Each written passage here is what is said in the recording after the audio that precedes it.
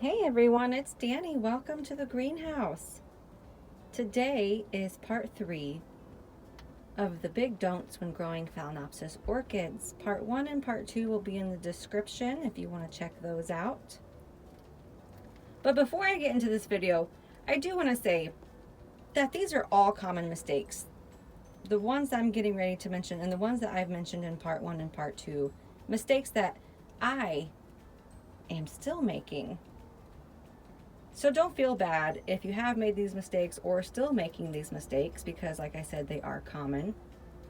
And growing orchids, not just Phalaenopsis orchids, but growing orchids is a balancing game. A balancing game on trying to figure out how to grow orchids properly in your environment, because every single one of our environments is different. And along the way in playing that balancing game, you are bound to kill some orchids and make these common mistakes along the way. So don't feel bad. So let's get into the first don't. New flower spikes. Sometimes when we see these new flower spikes emerge, well, not sometimes, all the time when we see these new flower spikes emerge, we get excited. And depending on your grow space, you want to stake them up. I prefer the natural arc that they make on their own. But some people do prefer to stake them and start training them. But you have to be very cautious, because when they are young like this, they are very pliable and very soft, very soft. And if you look closely, these clips have those plastic things on the middle of them, in the middle. And I used those to try to stake this pretty thing up, and it scarred and damaged my flower spike. I've done this actually several times, you guys. I have not learned my lesson, and I had bud blast right here. But it can even halt your flower spike from growing, break it off. It can just scar and damage it. So what you should do is get a piece of ribbon or some twine, something that's not going to penetrate that tissue, that soft tissue, and scar it and damage it and potentially negatively affect your flower spike. Now, once they get mature, they're a lot harder and they stiffen up and aren't as pliable and soft, and then you can go ahead and make sure you have the correct size clip to stake up your orchid. Lesson learned on my behalf.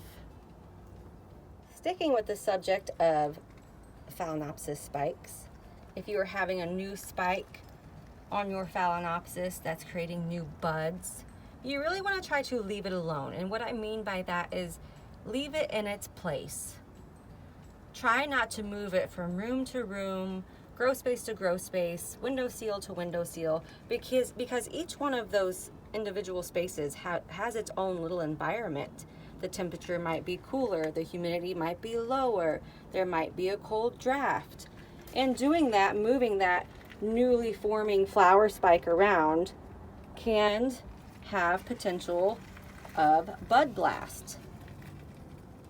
Now, once your orchid starts popping off 2 or 3 blooms, opening them up, then you can situate your orchid somewhere in your home where you can enjoy the blooms more. But to avoid these newly forming babies of blasting, try to just let them be in the same spot. And the last one being, you should really try to water your Phalaenopsis orchids before nightfall. I really try to get my watering done in the spring and fall months during the early morning, because I don't have the heater going in the greenhouse during those months, spring and fall, but it's still dropping cooler at nighttime, 50 to 60 degrees. And I really don't like my orchids sitting in their wet media when it gets down to 50, 60 degrees at nighttime. It can cause some damage.